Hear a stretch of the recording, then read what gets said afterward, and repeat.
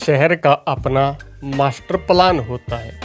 उसी master plan को उस शहर से जुड़ा राज्य और उससे जुड़े विभाग तैयार करने का काम करते हैं। अगर मास्टर प्लान्स के हम इतिहास की ओर जाएं तो 1981 यानी कि 1981 से ही मास्टर प्लान्स का सिलसिला काफ़ी तेज़ी से स्टार्ट हो चुका है। इसी तर्ज पर रोहतक शहर को भी नया मास्टर प्लान मिलने वाला है। मास्टर प्लान के काफ़ी प्रोजेक्ट्स पर काम चल चुका है। काफ़ी हाउसिंग प्रोजेक्ट, EWS जैसे बड़े बड़े प्रोजेक्ट रोहतक के एरिया में आने वाले हैं। इनमें इंडस्ट्रियल एरिया के लिए भी स्पेशल जगह रखी गई है। अगर बारीक बारीक पॉइंट्स को देखें तो कम से कम रोहतक क्षेत्र में 80 से 90 के आसपास सेक्टर आने वाले हैं। और आज हम इस वीडियो के माध्यम से रोहतक के अंदर नॉर्थ रोहतक, नॉर्थ ईस्ट और नॉर्थ वेस्ट रोहतक के आने वाले नए सेक्टर्स का जिक्र करने वाले। नमस्कार साथियों, कैसे हैं आप सभी? आप सभी का एक बार फिर से स्वागत है हमारे चैनल पर। आज आपको इस वीडियो के माध्यम से रोहतक मास्टर प्लान 2031 से जुड़े नई डिटेल देने का काम करने वाले हैं। आपने कई बार सुना होगा रोहतक को मेट्रो मिल गई। एजुकेशन सिटी के नाम से रोहतक काफ़ी चर्चित शहर रहा है और यहाँ पर मेडिकल फैसिलिटी के मामले में भी काफ़ी फेमस या नंबर 1 भी बोल सकते हैं रोहतक शहर रहा है। लेकिन ऐसा क्या रहा कि फिर भी रोहतक के लोग बोलते हैं कि हम पिछड़ेपन का शिकार हुए हैं। आज हम नॉर्थ रोहतक यानी कि रोहतक मुख्य शहर यानी कि MDU से लेकर के और दिल्ली वाले रोड या दिल्ली साइड का खरखोदा साइड का जितना भी एरिया रहता है वहाँ पर आने वाली नई डेवलपमेंट, नए सेक्टर्स का जिक्र इस वीडियो के माध्यम से करने वाले हैं। अगर बात करें रोहतक के इस एरिया में यानी कि नॉर्थ रोहतक में बलियाना, बालोट, खरावड़, खेड़ीसाद, माजरा, गढ़ीबोर, अस्तलबोहर, पहरावर, कारोर और झज्जर जिले के बम्बेवा गांव तक शामिल है। लेकिन यहाँ पर प्रोग्रेस हुई, काफ़ी प्रोग्रेस ना के बराबर भी हुई और कई बड़े बड़े प्रोजेक्ट्स आए और कई प्रोजेक्ट्स या कंपनियाँ अपने एरिया को भी छोड़कर चली गई। बड़ी उथल पुथल लगातार 2016 से ही रोहतक के एरिया में देखने को मिल रही है। लेकिन दोबारा से रोहतक के लोगों के अंदर आस जगी थी कि रोहतक को डेवलपमेंट मिल पाएगी, क्योंकि रोहतक तक मेट्रो का प्रोजेक्ट आने का सिलसिला लगातार सुर्खियों में रहा। लेकिन रोहतक तक मेट्रो का प्रस्तावित कोई प्रस्ताव नहीं है। हाँ, रैपिड मेट्रो अपकमिंग प्रोजेक्ट की सीरीज में अभी शो किया जा रहा है। उसको लेकर भी फाइनल मंजूरी और कई प्रकार की डिटेल्स या मंजूरी मिलना, अप्रूवल होना, कई चीज़ें बाकी हैं। अब बात करते हैं सबसे पहले रोहतक के अंदर अपकमिंग 16 रेजिडेंशियल प्रोजेक्ट्स की, जो काफ़ी समय से काम कर रहे हैं। कुछ ऐसे प्रोजेक्ट हैं जिनका लोगों को हाउसिंग प्रोजेक्ट के अंदर लोगों ने ज़मीन खरीद रखी है, प्लॉट फ्लैट खरीद रखे हैं, जिनका उन्हें अधिकार मिलना भी बाकी है। नंबर 1 पॉइंट की बात करें तो जॉब पैलम्स, ये JOP इंटरनेशनल लिमिटेड कंपनी द्वारा सेक्टर 28 रोहतक के अंदर डेवलप किया गया प्रोजेक्ट है।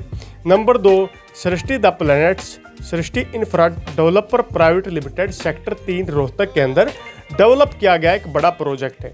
ये रोहतक के सबसे बड़े प्रोजेक्ट्स की में शामिल प्रोजेक्ट्स का हम जिक्र कर रहे हैं। नंबर 3 आशा रोहतक DHL इंफ्रास्टेच प्राइवेट लिमिटेड द्वारा सेक्टर 2 रोहतक के अंदर डेवलप किया गया प्रोजेक्ट है। नंबर 4 सन सिटी हाइट्स, सन सिटी प्रोजेक्ट्स प्राइवेट लिमिटेड द्वारा सेक्टर 36 रोहतक के अंदर डेवलप किया गया एक बड़ा प्रोजेक्ट है। इनके अंदर हाउसिंग अफोर्डेबल रेट में भी मिलते हैं और महंगे भी मिलते हैं। Number 5 point sun city township, sun city project private limited sector 36 Rohtak में डेवलप किया गया प्रोजेक्ट है। Number 6 one city homes, one group developers द्वारा सेक्टर 37 रोहतक में डेवलप किया गया एक बड़ा प्रोजेक्ट है। Number 7 Kadyan agro lotus enclave यानी कि काद्यान एग्रो बिल्डर ग्रुप द्वारा सेक्टर 35 रोहतक के अंदर डेवलप किया गया प्रोजेक्ट है।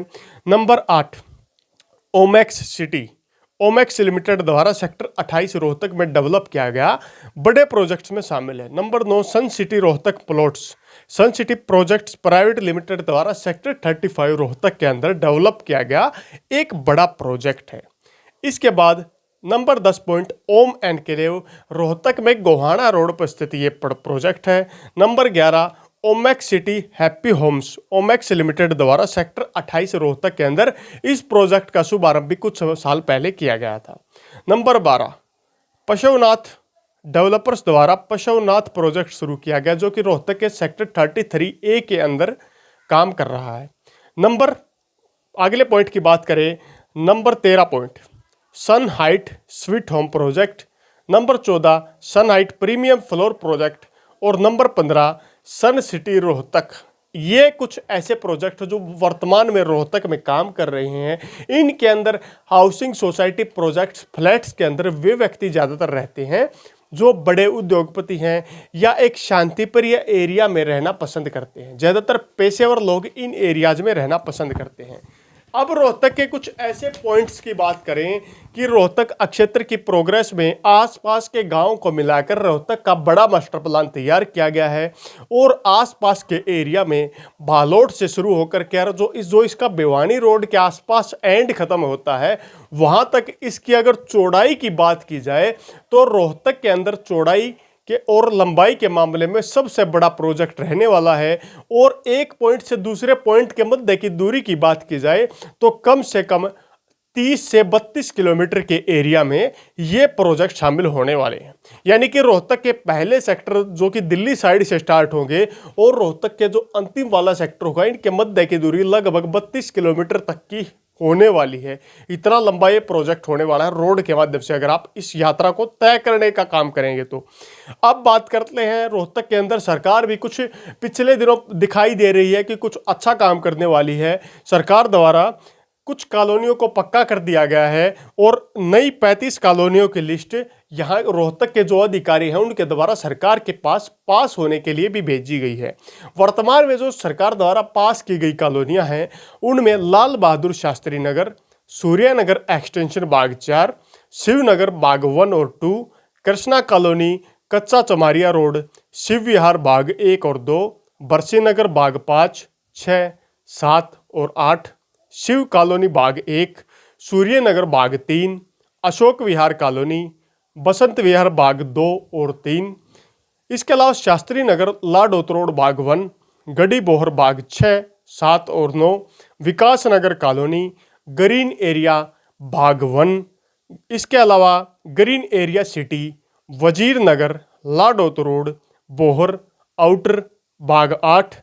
इसके अलावा फ्रेंड्स कॉलोनी, बोहर 3130, शीतल नगर पार्ट 2 और सुनारिया बाग 8 जैसी कॉलोनियां शामिल है जिनको सरकार द्वारा मंजूरी देकर पक्का कर दिया गया है। इस प्रकार इस प्रोजेक्ट के तहत काम किया जा रहा है। अब बात करते हैं रोहतक एरिया के कौन कौन से गांव को, जो आसपास के गांव हैं उन गांव को क्या मिलने वाला है। सबसे पहले जान लेते हैं कलावड़ गांव। आपने सुना होगा कलावड़ गांव। कलावड़ गांव के एरिया में, यानी कि गांव से जब गांव शुरू होता है, आपने देखा होगा एक रोड रोहतक रोड से बहादुरगढ़ या सापला से जब हम रोहतक की तरफ जाते हैं, एक कलावड़ गांव के अंदर चला जाता है। दूसरा रोड बाईपास की तर्ज पर बाहर आपको गांव से क्रॉस करता हुआ रोहतक की ओर लेकर जाता है। दोनों का स्टार्टिंग पॉइंट और एंड पॉइंट होते हैं। स्टार्टिंग पॉइंट गांव के शहीद चौक के आसपास में स्टार्ट होता है कलावड़ गांव, और एंड पॉइंट कलावड़ गांव में जो पुलिस चौकी बनाई गई है पेट्रोल पंप के आसपास, वहां पर ख़त्म हो जाता है। तो जो सबसे पहला सेक्टर आएगा यानी कि वेस्ट रोहतक के एरिया में, तो सेक्टर 27D का उसे नाम दिया गया है और ये सेक्टर कलावड़ गांव के एरिया में आएगा। इसके एक साइड में रेलवे लाइन रहेगी, दूसरी साइड में नेशनल हाईवे संख्या 9 और तीसरी साइड में वर्तमान का कलावड़ गांव रहेगा। यह सेक्टर बहादुरगढ़ सापला साइड में स्थित होगा कलावड़ गांव से। इस सेक्टर के अंदर 3 पॉइंट दिए गए हैं, यानी कि 100 नंबर, 620 नंबर, 800 नंबर और 1125 नंबर। आने वाले समय में कलावड़ गांव के अंदर 100 नंबर रेजिडेंशियल एरिया के रूप में कॉलोनियों सेक्टर्स को डेवलप किया जाएगा और कंट्रोल्ड एरिया रोहतक के अंदर ही ये मास्टर प्लान आता है। इसके बाद ये कलावड़ गांव के एरिया में 620 नंबर दिया गया है, जो कि एजुकेशन, कल्चर और रिलीजियस इंस्टीट्यूट से संबंध रखता है। यहाँ पर भविष्य में कल्चरल, रिलीजियस और एजुकेशन, पढ़ाई से संबंधित इंस्टीट्यूट भी बनाए जा सकते हैं कलावड़ गांव के सेक्टर 27D के अंदर, सेक्टर 27D के अंदर।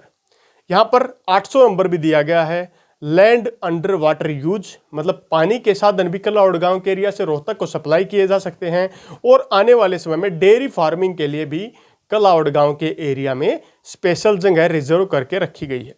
और 1125 नंबर भी यहाँ पर शो किया गया है, यानी कि कलावड़ गांव का जो एरिया होगा यहाँ पर EWS के सेक्टर्स आने की भी पूरी संभावना जताई जा रही है। इसके बाद बात करते हैं सेक्टर 27C, ये कहाँ होगा।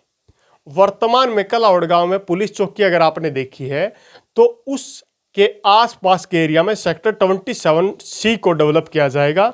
इस सेक्टर में 510, 530, 100 नंबर दिए गए हैं और 1125 भी दिया गया है।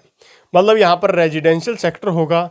यहाँ पर और प्रकार की सुविधाओं समेत 1125 नंबर दिया गया है, यानी कि EWS हेतु यहाँ पर फ्लैट्स इत्यादि सरकार द्वारा जो स्कीम तय की जाती हैं उनके अनुसार कलावड़ गांव के सेक्टर 27C के अंदर ये सुविधाएं देने का काम किया जाएगा।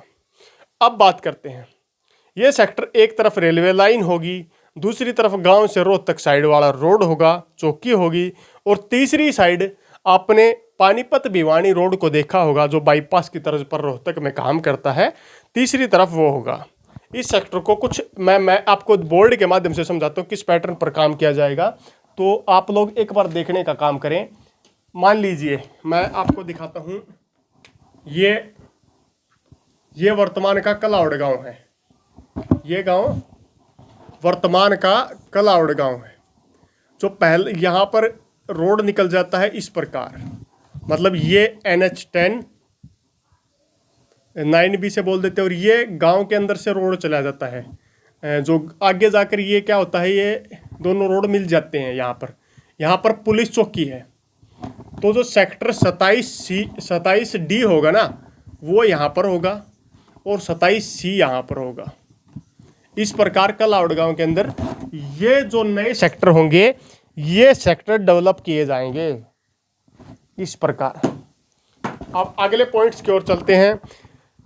कलावड़ गांव के अपोजिट साइड जहां पर वर्तमान में ढाबे बने हुए हैं, मतलब NH वर्तमान में जहां गांव है उसके बाद नेशनल हाईवे संख्या 9 और उसके बाद में जो ढाबे अब बाईपास से जो पानीपत से भिवानी जाता है उसके साथ वाला जितना भी एरिया है, जो मान लीजिए डायरेक्ट रूप से बलियाना गांव साइड का जितना भी एरिया, कलावड़ गांव से अगर मैप के माध्यम से डायरेक्ट जाएं तो उस साइड के एरिया में सेक्टर 30 और सेक्टर 30F को डेवलप करने का भी काम किया जाएगा। यहां पर अगर बात करें तो आपको मैं एक मैप के माध्यम से और समझाने का काम करने वाला हूं, तो मैप को देखें एक बार ध्यान से। देखिए ये बोर्ड मैंने लगा दिया, टेम्परेली लगा, मैं इसको पकड़ के खड़ा हूं। अब देखिए ये आ गया NH, अगर इसकी संख्या की बात करें ये आ गया NH9, और NH9 के साथ ही नीचे कौन सा गांव है, कलावड़ गांव। यहां से ये NH9 आ गया, मैं एक थोड़ा डबल कर देता हूं। ये जो रोड चला गया ये चला गया ऊपर पानीपत की साइड, और यहां पर चक्कर बनाता है इस साइड चला गया ये, बात करें तो भिवानी साइड। अब देखते हैं, अब यहां से ये जो एरिया है यहां आ गया बलियाना गांव। आपको दिखाई तो दे रहा होगा ना, बता देना कमेंट बॉक्स के माध्यम से अगर समझ में कुछ ना आए तो बलियाना गांव के आसपास में क्या होगा, ये पीछे से रोड चला गया सोनीपत वाला रोड। अब क्या होगा, सेक्टर किस प्रकार बनेंगे देखिए ध्यान से।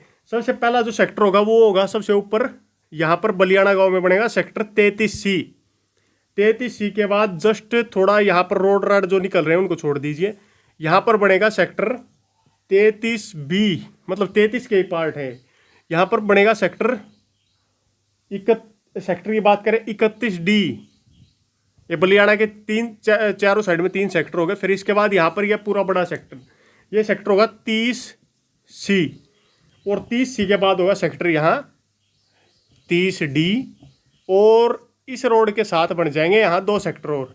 इन सेक्टरों के नाम होंगे 30F और 30E, मतलब बलियाना कलाउड़ से बलियाना के मध्य 1 2 3 4 5 6 7 सेक्टर बनेंगे। मैप को आप देख सकते हैं, 7 सेक्टर डेवलप किए जाएंगे, आपके सामने दिखाई दे रहे होंगे।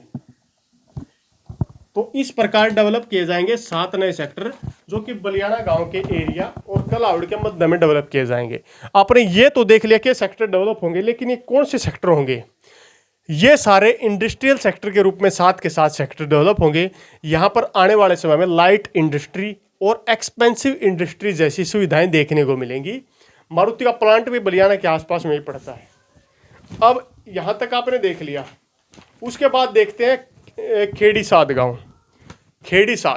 खेड़ीसाद गांव के आसपास चारों साइड के एरिया में सेक्टर 30B को डेवलप किया जाएगा, जहां पर ये मुख्यतः IMT के सेक्टर के एरिया में होंगे। यहां पर 320 350 नंबर दिए गए हैं।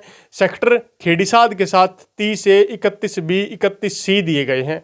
ये सेक्टर भी इंडस्ट्रियल सेक्टर के रूप में डेवलप किए जाएंगे, जिसमें 320 330 लाइट इंडस्ट्री और एक्सपेंसिव इंडस्ट्री के रूप में डेवलप किए जाएंगे।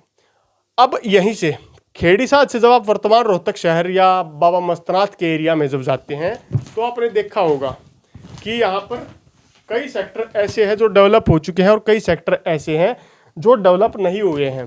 तो अगर उन सेक्टर्स की हम बात करें, तो उन सेक्टर्स को डेवलप करने के लिए काफ़ी मतलब समय पहले से काम हो चुका है। उनके नाम पहले से फिक्स हो चुके हैं। जो रोहतक के एरिया में पहले से डेवलप किए गए कुछ सेक्टर हैं, जो कि MDU से लेकर के जब आप शापला बहादुरगढ़ दिल्ली की तरफ आते हैं, उस रोड पर कुछ सेक्टर डेवलप हुए आपको दिखते हैं, जिसमें तिलियार के आसपास के सेक्टर, बाबा मस्तनाथ यूनिवर्सिटी के आसपास के सेक्टर, उससे आगे बात करें तो चौधरी रणबीर सिंह पार्क के आसपास के सेक्टर, IMT के आसपास के सेक्टर, गढ़ी बोहर और अस्तल बोहर के आसपास के सेक्टर, और ख़ास तौर पर बात करें तो खेड़ीसाद चौक के आसपास के सेक्टर भी इन सेक्टरों में शामिल हैं, जिनमें पहले से डेवलप किए गए सेक्टर रोहतक के अंदर जिनका काम चला हुआ है और जिनके नाम पहले से आ चुके हैं। उनमें sector 26B 26B 26A 27 27A sector 26 sector 28 sector 29 sector 30 sector 31 और सेक्टर 31A शामिल हैं। रोहतक की डेवलपमेंट में बात करें तो कुछ पीछे तक भी काम चल रहा है। IMT पूरी तरह डेवलप नहीं हो पाई। इंडस्ट्रियल एरिया में खासतौर पर फुटवेयर लेदर पार्क के लिए रोहतक एरिया में जगह दी गई थी, लेकिन कुछ कारण ऐसे थे जिनमें राजनीतिक और सामाजिक कारणों को भी मिला दिया जाए तो रोहतक की प्रोग्रेस में वे अड़ंगा बनने का काम कर चुके हैं, यानी कि रोहतक की प्रोग्रेस को रोकने का काम कर चुके थे। लेकिन क्या होगा, ये प्लान गांव कलावड़ तक चला जाएगा, उसके जस्ट बाद शापला मास्टर प्लान आ जाएगा और बगैर झज्जर डिस्ट्रिक्ट में क्रॉस किए, यानी कि शापला मास्टर प्लान के अधीन जो झज्जर के गांव आएंगे उनको क्रॉस करते हुए डायरेक्ट दिल्ली तक रोहतक की कनेक्टिविटी काफ़ी जल्दी मिलने वाली है। इन प्रोजेक्ट्स की बात करें या इस मास्टर प्लान की बात करें तो 2031 मास्टर प्लान इन्हें नाम दिया गया है और ये प्रोजेक्ट काफ़ी खास होने वाले हैं। रोहतक एरिया में इंडस्ट्रियल जोन की बात करें तो रोहतक एरिया में फैक्ट्रियों के लिए जगह अभी भी बची हुई है। IMT के अंदर भी जगह बची हुई है। काफ़ी उद्योगपति वहाँ पर ज़मीन खरीद रहे हैं। और एक खास पॉइंट मैं और आपको बता देना चाहता हूँ, IMT खरखोदा से लेकर के रोहतक के मध्य की कनेक्टिविटी काफ़ी फायदेमंद होने वाली है और जितना रोड दिल्ली से रोहतक बहादुरगढ़ के माध्यम से चलता है, उससे कहीं ज़्यादा दिल्ली से खरखोदा वाले रोड पर भी ज़मीन की कीमत बढ़ने वाली है। अगर रोहतक एरिया में एग्रीकल्चर लैंड प्लॉट्स या अलग अलग चीज़ों की रेट की बात की जाए तो रोहतक एरिया में एग्रीकल्चर लैंड यानी कि कृषि योग्य भूमि जो रोहतक के आसपास के एरियाज में आप खरीदने के इच्छुक हैं, वो आपको 8 करोड़ तक मैक्सिमम रेट में मिल रही है। मिनिमम की बात करें तो आपको रोहतक के एरिया में 1 करोड़ 40 लाख से लेकर के ऊपर भी मिल जाती है। कई एरियाज ऐसे हैं जो थोड़ा गांव से पैरेलल हैं या रोहतक के मास्टर प्लान से दूर हैं, उनमें आपको ज़मीन 65 लाख से लेकर के 90 लाख रुपए के मध्य भी मिल जाती है। यानी कि हर कोस पर जमीन का रेट बदल जाता है। मान लीजिए मैं हूं, मेरी कोई जमीन है रोहतक में, मैं बेचना चाहता हूं, मैं अपनी जमीन को 1 करोड़ की बेचना चाहता हूं। जस्ट मेरे से 10 एक आगे में मान लीजिए मेरी जमीन रोड पर लगती है, मेरे से 10 किले यानी कि 10 एकड़ पीछे आप जाएंगे तो वहां पर आपको उसकी जमीन रोड पर नहीं लगती है, वो आपको और भी सस्ती जमीन दे देगा, वो आपको 70 लाख की भी दे सकता है। तो हर कोस पर, हर कदम पर हरियाणा के अंदर जमीन के रेट बदलते रहते हैं। तो फिक्स रेट किसी एरिया का कोई नहीं होता है। अब प्लॉट्स के रेट की बात करते हैं। रोहतक एरिया में कच्ची यानी कि अनधिकृत कॉलोनियां जो होती हैं वहां पर आपको 9,000 रुपये गज से लेकर के 12,000 रुपये गज तक का रेट मिल जाता है। कॉलोनियां पक्की नहीं होती हैं, कॉलोनियां कच्ची होती है, कोई कृषियों की भूमि में प्लॉट काट कर बेच देता है। इस प्रकार जो आपको रोहतक के अंदर मुख्य शहर, मॉडल टाउन, सेक्टर 2 या आसपास के जो एरिया हैं, यूनिवर्सिटी के आसपास का एरिया, उससे अलावा रेलवे लाइन, काठ मंडी, झज्जर रोड इत्यादि के जो एरिया हैं वहां पर आपको रेट काफ़ी महंगे देखने को मिलते हैं। मिनिमम से मिनिमम आप किसी गली के अंदर अगर खरीदना चाहेंगे तो आप वहां आपको प्रॉपर्टी का रेट 18,000 से लेकर के 35,000 रुपये गज भी मिल जाता है। कोई दुकान खरीदना चाहते हैं तो 5-5 करोड़ रुपए में भी रोहतक में दुकानें भी की हैं। इससे महंगे भी रेट कई जगह हो चुके हैं। तो साफ तौर पर बात करूं तो हर जगह पर रेट बदलता है। आप कहेंगे कि वहां पर इतने रेट का मैंने सुना था, क्या पता आपको मैं उससे 20 कदम आगे की बात कर रहा हूं। इस प्रकार का होता है। एग्रीकल्चर लैंड आसपास के गांव में खरीदें तो सस्ती भी मिल सकती है और महंगी भी मिल सकती है। तो इसी प्रकार नई नई अपडेट पाने के लिए हमारे चैनल से जुड़ें और आपको जल्द ही हम नई टेक्नोलॉजी के माध्यम से मास्टर प्लान्स को समझाने का काम करेंगे। क्योंकि मैं ऐसे बोर्ड लेकर जब खड़ा होता हूं तो मैं बोर्ड पर लिखता हूं, माइक को हाथ में पकड़ रखा है, एक हाथ से कितने काम हो सकते हैं आप समझ सकते हैं। तो अब जल्द नई टेक्नोलॉजी लेकर आएंगे और जो आपकी रिक्वायरमेंट होगी, हर बारीक पॉइंट, कहां से रोड निकलेगा, किस किला नंबर से रोड निकलेगा, उस प्रकार की भी हर अपडेट आपको देने का काम करेंगे।